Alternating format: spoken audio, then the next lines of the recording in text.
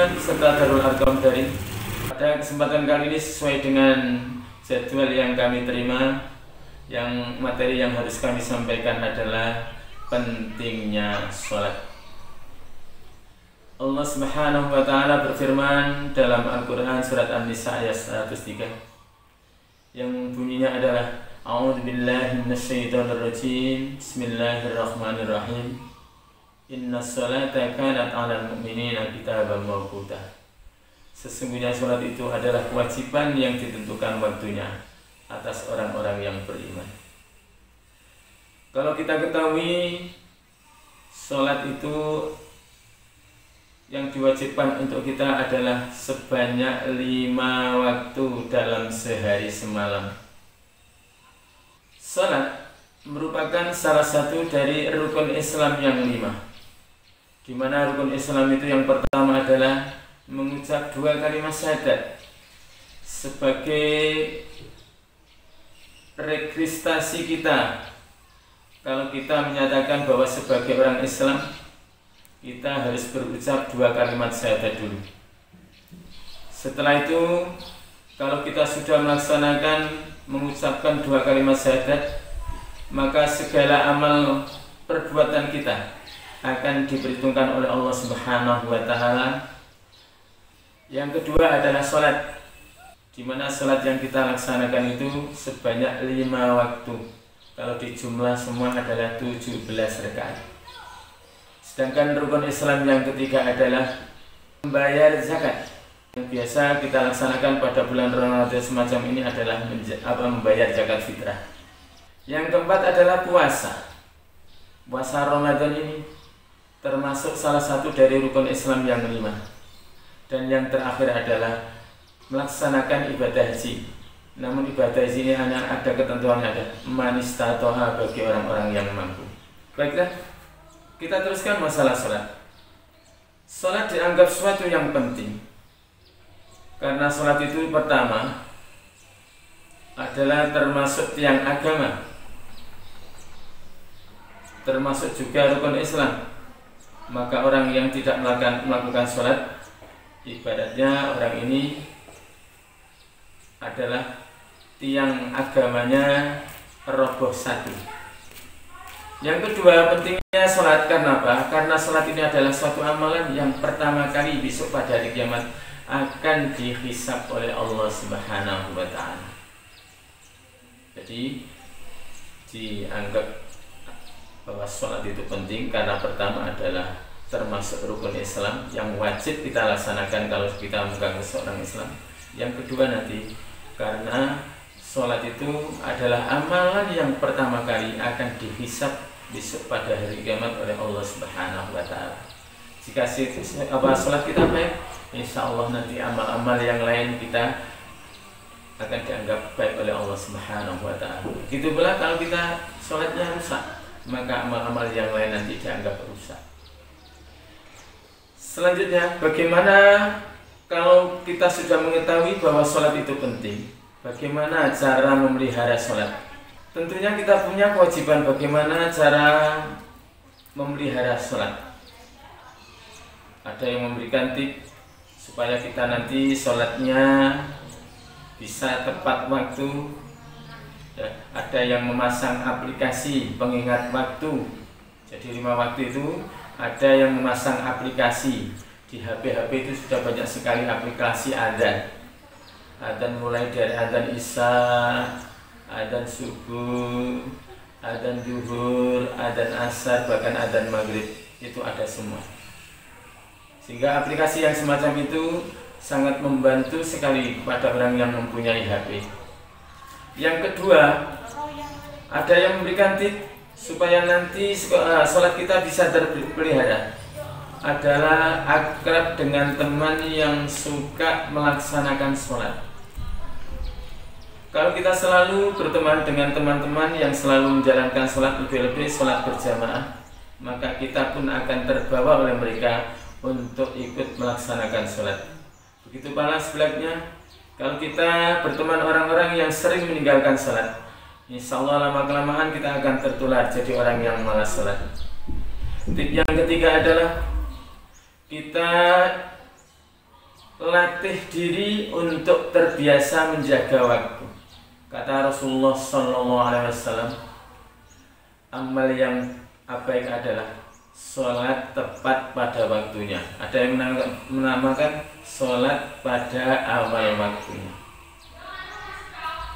Tip yang keempat adalah dengan menggunakan alarm. Jadi HP kita kalau memang nggak bisa untuk mengunduh aplikasi masalah sholat atau mungkin jadwal adzan, dikasih alarm.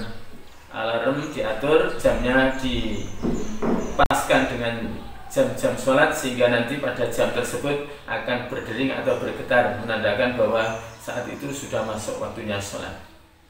Tip yang kelima adalah menempelkan kertas notulen di meja kerja atau meja belajar. Di situ ada catatannya. Mungkin notulen itu ditulisi, sudahkah kita melaksanakan sholat waktu ini, sehingga bisa terbaca. Nah, biasanya yang diletakkan di meja semacam ini adalah bagi mereka yang bekerja di kantoran, yang selalu aktif di meja tugasnya. Itu pula anak-anak yang ada di meja belajar. Di meja belajarnya diberi peringatan. Ada peringatan supaya kita tidak lupa, sehingga bisa menjaga sholat kita. Tip yang keenam adalah kita membiasakan istirahat sejenak sewaktu adzan berkumandang. Ketika ada adzan berkumandang, ketika dengar ada panggilan dari Allah Subhanahu wa Ta'ala, kita menyegerakan untuk beristirahat, ambil air wudhu, kemudian kita ke masjid untuk mengikuti sholat secara berjamaah. Itulah 6 tip kita supaya kita tetap bisa menjaga sholat. Ada pertanyaan lagi, yaitu mengapa sholat itu merupakan tiang agama? Alasannya adalah karena rukun Islam yang kedua ini beda dengan rukun Islam yang lainnya. Ibadah yang berupa sholat ini lain daripada yang biasanya. Lainnya gimana? Karena ibadah ini ketika nanti lulus dinilai oleh Allah Subhanahu wa Ta'ala di akhirat nanti, maka amal-amal yang lain pun dianggap lulus. Begitu pula kalau sholat kita ternyata tidak lulus dalam penilaian Allah Subhanahu wa Ta'ala, amal-amal yang lain maka nanti juga dianggap tidak lulus. Terus apakah balasan bagi orang-orang yang tidak melaksanakan sholat? Na'udzubillah min dzalik. Lebih-lebih anak-anakku sebagai siswa MIM 16, di mana MIM 16 itu ada di lingkungan Pondok Karangasem yang terkenal Islami, sehingga masalah sholat na'udzubillah min dzalik jangan sampai kita tinggalkan. Oleh karenanya para bapak ibu wali murid, setelah anaknya diistirahatkan dari sekolah karena kondisi virus corona yang menggejala semacam ini, maka orang tua ekstra sekarang menjadi guru di rumah, yang dulu menggantikan bapak ibu guru yang ada di sekolah, sehingga punya kewajiban untuk memperhatikan sholat anaknya. Sebab orang tua itulah nanti yang akan ditanya tentang pertanggungjawaban terhadap anaknya nanti. Balasan bagi orang yang tidak sholat, maka nanti oleh Allah Subhanahu wa Ta'ala akan mendapatkan siksa di akhirat kelak. Na'udzubillah min dzalik. Karena merupakan kewajiban, di samping kewajiban juga merupakan rukun Islam, di mana rukun Islam itu dan Islamnya dianggap sempurna apabila rukun-rukunnya dilaksanakan. Selanjutnya, kalau ada pertanyaan mengapa pengamalan ibadah sholat mengajarkan kita untuk tidak berbohong, kita tahu sendiri bahwa dalam firman Allah Subhanahu wa Ta'ala, sholat itu tanha anil fahsya wa munkar. Insyaallah orang yang melaksanakan sholat secara betul nanti akan terbawa oleh jiwa sholat itu, kita akan tercegah dari berbuat yang fahsya, keji dan mungkar, yaitu suatu yang dilarang oleh Allah Subhanahu wa Ta'ala. Jangankan sampai berbohong, sebab sholat itu ada waktunya. Kalau kita sudah laksanakan setiap waktu, apa yang kita laksanakan semata-mata karena Allah Subhanahu wa Ta'ala, merasa bahwa kita diawasi oleh Allah Subhanahu wa Ta'ala, maka kita pun tidak akan bisa berbuat bohong. Karena rakaat sholat itu sudah ditentukan. Misalnya kalau sholat isya 4 rakaat, nggak mungkin kita akan berbohong. Belum 4 sudah kita mengaku 4 nggak bisa. Subuh 2 rakaat, ya kita laksanakan 2 rakaat. Tidak mungkin kita akan membohongi hanya 1 rakaat tapi ngakunya 2 rakaat. Dengan melaksanakan sholat sesuai dengan jumlah rakaatnya, itu berarti sudah mengajarkan kita untuk tidak berbohong. Sehingga orang yang melaksanakan sholat insya Allah jadi orang-orang yang tidak suka berbohong. Pertanyaan selanjutnya, mengapa sholat berjamaah lebih utama daripada sholat sendirian? Kita tahu sendiri bahwa hadis Rasulullah SAW, sholatul jamaati afdalu min sholatil fardhi sab'i wa isrina darajatan, bahwa pahalanya adalah 20 derajat. Berjamaah saja belum tentu bisa mendapatkan derajat sempurna yang seperti itu, apalagi hanya sendirian.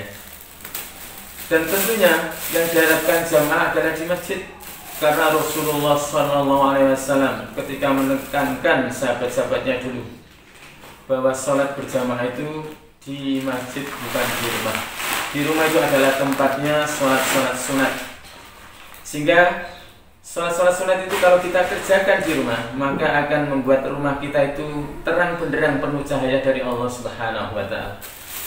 Sebab ibarat orang punya rumah itu, kalau nggak dipakai untuk baca Al-Quran, tidak dipakai untuk sholat sunat, maka rumah itu diibaratkan sebagai kuburan.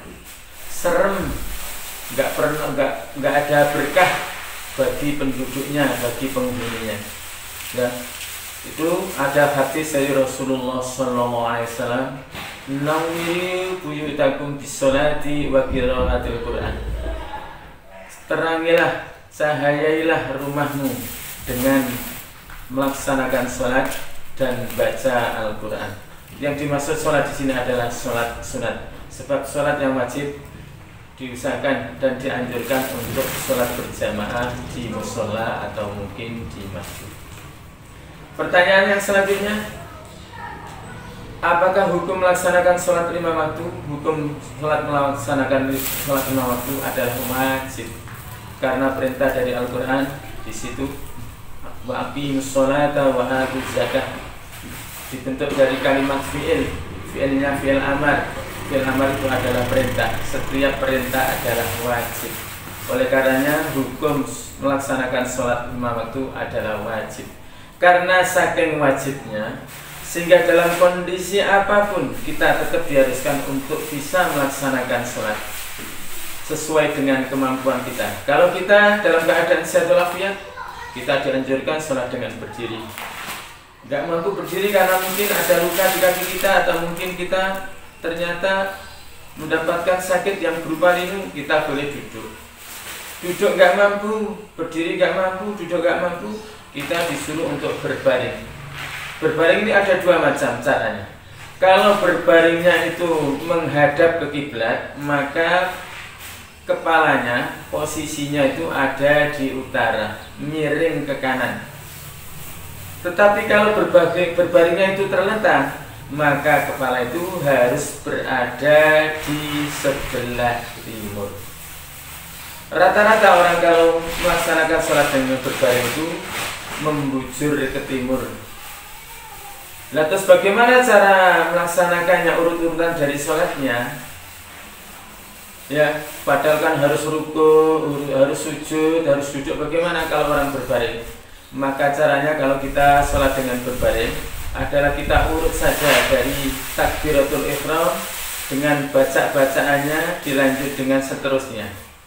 Contohnya ya, kalau orangnya ini berbaring nggak bisa berbuat apa-apa, kalau toh nanti masih bisa mengangkat tangan, misalkan menggunakan angkatan tangan ketika takbiratul ihram, Allahu Akbar, dilanjutkan dengan membaca bacaan iftitah. Terserah yang dihafal itu apa saja, pakai wajah itu boleh, pakai Allahu Akbar boleh, pakai Allahu Akbar kabira walhamdulillahi katsira boleh. Itu semuanya sahih dari Rasulullah SAW, boleh kita pilih. Kalau kita menggunakan yang Allahumma ba'id, berarti doa kita dimulai Allahumma ba'id baini wa baina khotoyaya kama ba'adta bainal masyriqi wal maghrib. Allahumma naqqini minal khotoya kama yunaqqa thawbul abyad minal danas. Allahumma ighsil khotoyaya bil ma'i wassalji wal barad. Ketika habis seperti itu, kita lanjutkan dengan membaca Fatihah. Fatihah macam-macam caranya. Ada yang bismillahnya disirikan, yaitu dirahasiakan pelan. Ada yang bismillahnya dijaharkan atau dipakai terang, keras.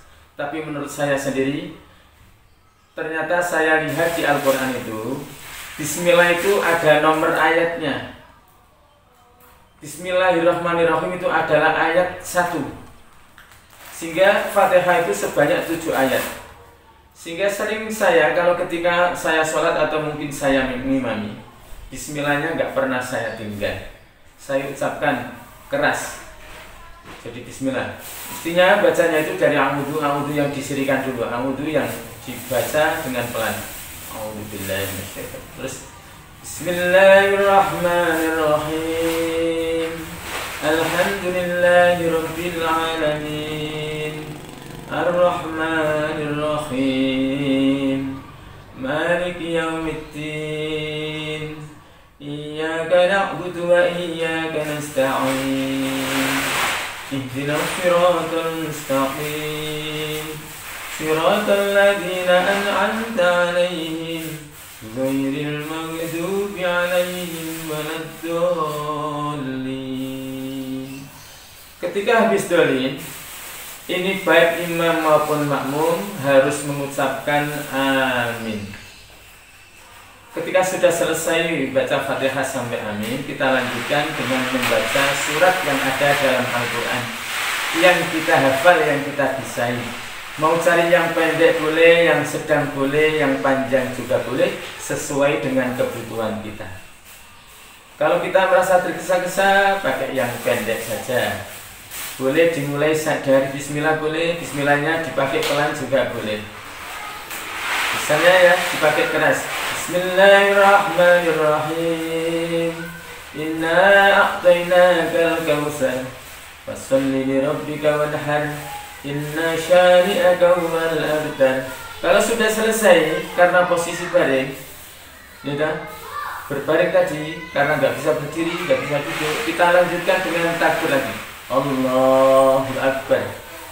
Habis Allahu Akbar adalah rukuk. Walaupun kita nggak bisa rukuk karena berbaring atau terlentang, maka bacaannya yang diucapkan. Boleh ketika rukuk kita boleh membaca sesuai yang dengan kita bisai. Ada yang membolehkan menggunakan Allahumma firli, apa itu subhana rabbil azim, subhana rabbil azim, subhana rabbil azim boleh. Ada yang subhana rabbil azim wa bihamdihi, subhana rabbil azim wa bihamdihi, subhana rabbil azim wa bihamdihi. Ada yang bisa panjang subhanakallahumma rabbana wa bihamdika Allahumma firli. Itu boleh.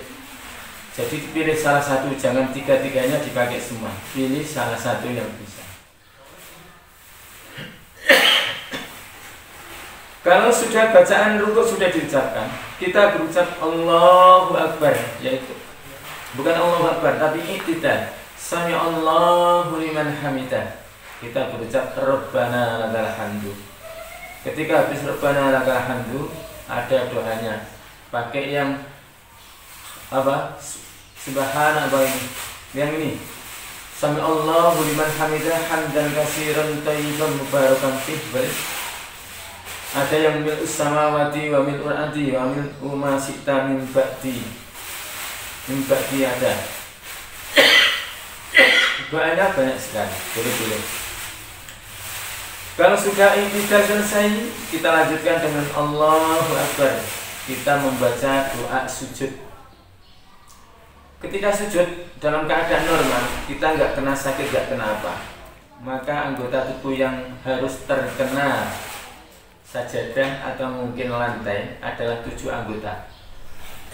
Pertama adalah muka, dahi, ada yang namanya sampai hidung ada. Kalau punya corona ini pakai masker, maka diwakili oleh dahi. Oleh karenanya diusahakan dahinya jangan sampai tertutup oleh apapun, termasuk rambut. Makanya ketika sholat kita dianjurkan untuk bawa kopiah, karena itu menghadap Allah Subhanahu wa Ta'ala. Menghadap Allah itu pakaiannya harus lebih sopan daripada menghadap orang-orang yang lain. Kita dipanggil saja, kata misalnya Pak Kades, kita dari rumah sudah pakai pakaian najis. Dipanggil oleh Pak Camat juga demikian. Ketika dipanggil oleh Allah Subhanahu wa Ta'ala, kita juga mestinya lebih sopan dibanding ketika berpakaian menghadap orang, bukan Allah Subhanahu wa Ta'ala. Ketika sujud, bacaannya juga banyak, boleh dipilih. Ada yang subhana rabbil a'la, subhana rabbil a'la, subhana rabbil a'la. Ada yang menggunakan subhana rabbil a'la wa bihamdihi, ada yang subhana rabbil a'la wa bihamdihi, subhana rabbil a'la wa bihamdihi. Ada yang seperti bacaannya ketika ruku, subhanakallahumma rabbana wa bihamdika allahumma ighfirli. Ketika sujud sudah selesai, maka kita takbir lagi Allahu Akbar, yaitu duduk di antara dua sujud. Ketika duduk di antara dua sujud ini, kaki kiri kita duduki, telapak kaki yang kanan kita tegakkan, dengan ujung jari ini diusahakan kita tegak menghadap ke kiblat. Ya, jadi jangan sampai kedua kakinya ini dipakai untuk alas duduk. Caranya adalah yang kiri diduduki, yang telapak kaki yang kanan ditegakkan dengan jari, baik mulai dari jempolan sampai yang lain itu dihadapkan ke kiblat. Bacaannya boleh pakai Allahumma firli, Allahumma firli boleh. Atau mungkin kalau yang bisa yang panjang, gitu, Allahumma firli warhamni wajburni wahdini warzuqni boleh. Boleh pilih. Ketika selesai duduk di antara dua sujud ini, kemudian kita sujud lagi. Bacaannya subhana rabbil a'la, subhana rabbil a'la, subhana rabbil a'la. Atau mungkin subhana rabbil a'la wa bihamdihi, subhana rabbil a'la wa bihamdihi, subhana rabbil a'la wa bihamdihi. Atau mungkin yang panjang, subhanakallahumma rabbana wa bihamdika allahumma ighfir. Ini baru dapat satu rakaat. Kita takbir lagi Allahu Akbar. Kita lanjutkan dengan baca bismillah. Bismillah sampai selesai sama amin. Kita lanjutkan dengan baca surat dalam Al-Quran. Mungkin kulhu. Selesai baca kulhu, kita Allahu Akbar untuk baca doa rukuk. Subhana rabbil azim, subhana rabbil azim, subhana rabbil azim. Habis rukuk kita sami Allahu liman hamidah untuk i'tidal. I'tidal bacaannya tadi ya dah. Boleh hamdan katsiran thayyiban mubarakan fi, boleh pakai yang mil'us samawati wa mil'ul ardi wa mil'u ma syi'ta min syai'in ba'du, boleh. Kalau sudah baca i'tidal, kemudian kita Allahu Akbar untuk melaksanakan sujud. Sujud bacaannya seperti tadi. Habis sujud kita Allahu Akbar lagi, baca doa duduk di antara dua sujud. Habis doa duduk di antara dua sujud, kita sujud lagi Allahu Akbar, baca sujud yang kedua. Kalau bangun berarti kita sudah dapat rakaat kedua. Rakaat kedua biasanya kita adalah duduk pada tahiyat awal. Baca tahiyat awal ini beda dengan baca tahiyat akhir. Kalau baca tahiyat awal itu hanya gini: At-tahiyyatu lillah wassalawatu wattayyibat. Assalamu alayka ayyuhan nabiy wa rahmatullahi wa barakatuh. Assalamu alayna wa ala ibadillahi sholihin. Asyhadu an la ilaha illallah wa asyhadu anna Muhammadan abduhu wa rasuluh. Ketika asyhadu an la ilaha illallah wa asyhadu anna Muhammadan rasuluh, itu kita jari telunjuknya harus disudingkan dalam keadaan jari-jari yang lain mengepal. Jangan biar gini semua di atas lutut, terus kemudian yang satu telunjuk ini kita jendetkan. Nggak ada tuntunan dari Rasulullah SAW. Maka semuanya kita kepalkan, hanya telunjuknya saja yang menunjuk. Itu tuntunan Rasulullah SAW. Dan dalam masalah menunjuk ini bisa dinilai bahwa orang itu sholatnya sungguh-sungguh apa tidak bisa dilihat ketika dia menunjuk. Nek menunjuknya delewer, oh berarti ini sholatnya orang temenan. Kalau menunjuknya kenceng berarti ini sholatnya serius. Bisa dinilai dari itu. Ketika sudah habis at-tahiyat awal ini, kita bangun dari rakaat kedua ke rakaat ketiga. Kalau kita dalam keadaan berdiri, ketika Allahu Akbar kita sambil angkat tangan. Tangan kita harus dihadapkan ke kiblat. Ada yang mengatakan bahwa sebatas pundak tingginya, ada yang sebatas telinga, terserah nggak masalah. Tapi yang jelas telapak tangan ini harus dihadapkan ke depan, ke kiblat. Jangan melungker seperti ini, jangan ada yang seperti ini, jangan, harus yang tegak lurus. Itu menandakan bahwa kita itu sholatnya serius. Lain kalau dari bangun dari rakaat pertama ke rakaat kedua, ketika Allahu Akbar kita nggak usah angkat tangan, langsung sedekap. Begitu pula dari rakaat ketiga ke keempat kita nggak usah angkat tangan, langsung sedekap. Jadi yang angkat tangan itu habis rakaat kedua ke rakaat ketiga. Kalau rakaatnya ketiga seperti sholat maghrib, berarti kita pada rakaat ketiga kita sudahi dengan at-tahiyat akhir. Tahiyat akhir beda dengan at-tahiyat yang awal tadi. Ya, ketika tahiyat akhir ada tambahannya seperti ini. At-tahiyyatu lillah was-salawatu wat-thayyibat. Assalamu alayka ayyuhan nabiy wa rahmatullahi wa barakatuh. Assalamu alayna wa ala ibadillahi s-salihin. Asyhadu an la ilaha illallah wa asyhadu anna Muhammadan abduhu wa rasuluh. Ini tambahnya. Allahumma salli ala Muhammad wa ala ali Muhammad kama sallaita ala Ibrahim wa ala ali Ibrahim wa barik ala Muhammad wa ala ali Muhammad kama barakta ala Ibrahim wa ala ali Ibrahim fil alamin innaka Hamidum Majid. Tentunya bacanya ini adalah pelan, tidak dikeraskan seperti ini. Ini adalah contoh supaya mengerti apa yang harus dibaca. Pada saat tahiyat terakhir ini bisa dilanjutkan dengan doa-doa yang lain, ya, dengan doa-doa yang lain seperti yang diajarkan oleh Rasulullah SAW. Allahumma inni a'udzubika min adzabi jahannam wa min adzabil qabri wa min fitnatil mahya wal mamati wa min syarri fitnatil masiihid dajjal. Bisa dilanjutkan dengan doa yang lain. Allahumma a'inni ala dzikrika wa syukrika wa husni ibadatik. Ditambah dengan doa yang lain boleh. Kita mendoakan kedua orang tua. Allahumma gfirli wa liwalidayya warhamhuma kama rabbayani shaghira.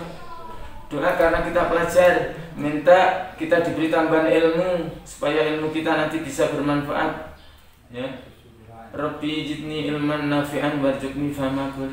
Dilanjutkan dengan mungkin supaya nanti bisa lengkap, kita tutup dengan Rabbana atina fid dunya hasanah wa fil akhirati hasanah wa qina adzabannar. Doa yang dipanjatkan ketika kita belum salam, berarti masih berhadapan dengan Allah Subhanahu wa taala, lebih mujarab dibanding doa yang kita ucapkan selesai sholat, karena kita masih dalam keadaan berkomunikasi dengan Allah Subhanahu wa taala. Tapi kalau sudah selesai itu beda lagi. Kalau mungkin sholat yang 4 rakaat, maka kita harus bangun untuk rakaat keempat. Dari duduk tadi Allahu Akbar kita sedekap, bukan pakai angkat tangan. Bacaannya rakaat keempat sama dengan rakaat yang ketiga. Ya dah, hanya bismillah sampai amin, enggak usah pakai surat. Kemudian kemudian Allahu Akbar, baca doa rukuk, sami Allahu liman hamidah, baca doa i'tidal. Allahu Akbar, baca doa sujud. Allahu Akbar, baca doa di antara dua sujud. Allahu Akbar, baca doa sujud lagi. Allahu Akbar, bangun rakaat yang ketiga, kita duduk tahiyat akhir, bacanya tahiyat seperti tadi. Ya. Terus karena saking pentingnya sholat dan sholat tidak bisa ditinggalkan dalam kondisi apapun, maka dalam Islam ada keringanan dari Allah Subhanahu wa taala rukhsah. Rukhsah yang pertama, kita diperbolehkan untuk menjamak. Waktu sholat yang bisa dijamak adalah duhur dengan asar, maghrib dengan isya, subuh nggak boleh dijamak. Ya dah. Duhur dengan asar dijamak, waktunya dikerjakan, sholat asarnya dikerjakan di waktu duhur, maka itu namanya sholat jamak takdim yang didahulukan. Tetapi ketika kita melaksanakan sholat duhur waktunya di waktu asar, kalau mungkin kita perjalanan jauh nggak menemukan tempat sholat apa gimana, terus sholat duhurnya kita kerjakan di sholat asar, itu namanya sholat jamak takhir. Begitu pula maghrib dengan isya. Isya kita jamak di waktu maghrib, itu namanya sholat jamak takdim. Maghrib kita kerjakan di waktu isya, maka itu namanya jamak takhir. Rukhsah yang kedua adalah qashar. Karena saking pentingnya sholat, kita tidak boleh meninggalkan sholat. Maka kita diberi keringanan oleh Allah Subhanahu wa taala ketika kita akan sibuk, mungkin akan bepergian dan sebagainya, supaya nanti nggak ketinggalan waktu, kita diperbolehkan untuk qashar. Qashar itu maksudnya menyingkat rakaat sholat. Rakaat sholat yang boleh diqashar itu hanya yang berjumlah 4 rakaat. Contohnya duhur 4 rakaat, diqashar tinggal 2. Terus asar juga demikian, 4 rakaat kita qashar menjadi 2. Isya juga demikian, 4 rakaat kita qashar menjadi 2. Yang rakaatnya 3 dan yang 2, 3 seperti maghrib dan 2 subuh itu nggak bisa diqashar. Coba dibayangkan, nanti malah lucu. Maghrib 3 rakaat, terus mau diqashar itu berarti 1,5, biar setengah ini. Ya. Atau mungkin subuh 2 rakaat jadi 1 rakaat, berarti ini namanya sholat witir, bukan sholat subuh lah. Jadi yang boleh diqashar itu sholat yang jumlahnya 4 rakaat. Duhur jadi 2, asar jadi 2, terus isya yang 4 jadi 2. Itulah anak-anakku dan para bapak ibu wali murid yang ada di rumah, ya, supaya semuanya mengerti dan merupakan tanggung jawab dari orang tua, maka sholat anak pun harus diperhatikan supaya kita termasuk orang-orang yang bisa memenuhi rukun kita masuk Islam, yaitu yang kedua adalah sholat. Termasuk kita nanti supaya nggak merugi, sebab nanti di akhirat kita akan dimintai pertanggungjawaban yang pertama di hadapan Allah Subhanahu wa taala dari amal-amal kita. Yang pertama adalah sholat. Dan termasuk sholat juga akan menghindarkan kita menjadi orang yang berbuat keji dan mungkar. Ya. Nas-sholata tanha 'anil fahsya'i wal munkar. Sesungguhnya sholat itu bisa mencegah orang untuk berbuat jahat dan berbuat yang mungkar. Termasuk pula akan membedakan dengan sholat itu kita dari orang-orang yang lain. Maksudnya dari orang kafir dan orang musyrik. Kata Allah Subhanahu wa taala, orang yang tidak sholat itu sama saja dengan orang kafir dan orang yang musyrik menyekutukan Allah Subhanahu wa taala, karena tidak menggubris perintah dari Allah Subhanahu wa taala, lebih menggubris perintah orang-orang yang lain, maka orang ini dinilai sebagai orang yang musyrik. Kalau sudah dinilai oleh Allah Subhanahu wa taala sebagai orang musyrik dan kita tidak sadar bahwa itu kemusyrikan dan kita tidak taubati, maka Allah Subhanahu wa taala akan mengancam kita dengan neraka. Ya, sebab kata Allah Subhanahu wa taala, ya, wala tusriku billah, kita tidak boleh musyrik kepada Allah Subhanahu wa taala. Dalam firman-Nya adalah innallaha yaghfiru dzunuba jami'ah. Tapi Allah Subhanahu wa taala itu mengampuni dosa-dosa yang lain. Innallaha la yaghfiru dzunuba jami'ah. Allah itu akan menghapus, akan mengampuni dosa-dosa yang lain. Tapi kalau musyrik, ya dah, musyrik itu tidak akan diampuni oleh Allah Subhanahu wa taala. Kalau musyrik itu menyangkut harga diri Allah Subhanahu wa taala. Kita duakan, yaitu perintahnya kita abaikan, lebih mementingkan perintah yang lain. Jadi pantas Allah Subhanahu wa taala, sehingga mereka kalau ada orang yang berbuat musyrik, maka Allah tidak akan mengampuni, ya. Na'udzubillah min dzalik. Dari salat saja kita mudah-mudahan bisa melaksanakan dengan sebaik-baiknya, sehingga kita menjadi orang yang selalu berbakti pada Allah Subhanahu wa taala melalui salat. Sebab salat itu manfaatnya juga banyak sekali.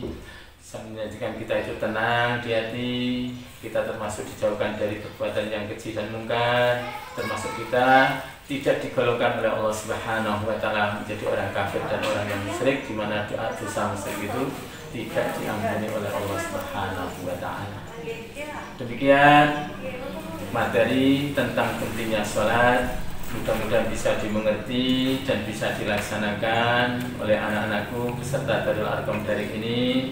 Utamanya orang tua lebih perhatian kepada anak-anaknya tentang sholatnya, sebab bagaimanapun nanti orang tua akan dimintai pertanggungjawaban di hadapan Allah Subhanahu wa taala terhadap pendidikan anak, lebih-lebih masalah sholat. Sebab sholat ini termasuk amalan yang akan dihisab oleh Allah Subhanahu wa taala pertama kali sebelum amal-amal yang lain. Kata Allah Subhanahu wa taala, kalau sholat kita dinilai lulus, maka insya Allah amal-amal yang lain pun dianggap baik. Ketika sholat kita dinilai tidak lulus, dengan kata lain rusak, maka amal kita dianggap rusak oleh Allah Subhanahu wa taala. Demikian kurang lebihnya, mohon maaf bila ada salah, mohon ada saran yang membangun, sehingga nanti bisa kami pergunakan untuk perbaikan di masa yang akan datang. Akhirul kalam, billahi taufiq wal hidayah. Assalamualaikum warahmatullahi wabarakatuh.